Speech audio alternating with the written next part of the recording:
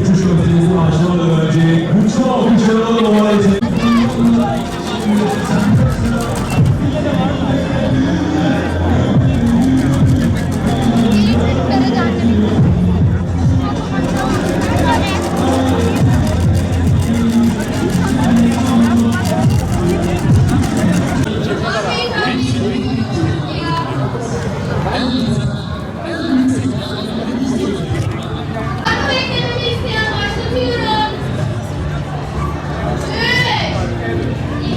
Asla emin olamazlar.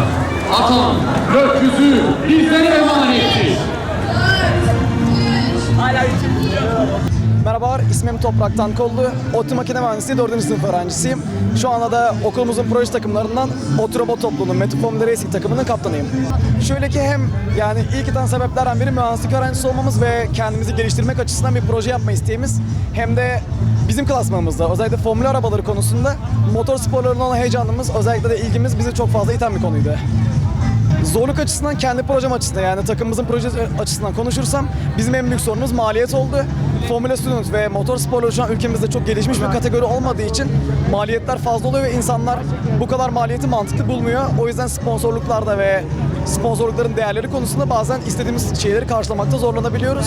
Daha fazla sponsorluk, daha iyi şeyler yapabiliyoruz ama maalesef yani motor sporlarına henüz gereken değer gösterilemiyor. Yarışmamız Formula Student olarak geçiyor. Aslında bildiğimiz Formula 1 yani dünyanın en hızlı yarış arabalarının şeyleri oluyor. Tamamen öğrenci kategorisi oluyor ve Ferrari gibi, Red Bull, Mercedes gibi takımlar da yani Formula 1'in en büyük takımları buradan mühendis çekmeye, kendilerine iş gücü katmaya çalışıyor. Bizi o yüzden çok dikkatli bir şekilde izliyorlar. Ama ülkede motor sporları özellikle de bu seviyede bir kategori henüz olmadığı için yani önemi çok bilinemiyor. Aslında savunma sanayi gibi yüksek teknoloji bir sektörle aynı kategoride de yer alıyoruz. Yani en yüksek teknolojiye çalışıyoruz aslında. Merhabalar, ben Gaziantep Üniversitesi Makine Mühendisliği öğrencisi Biran Toktamış.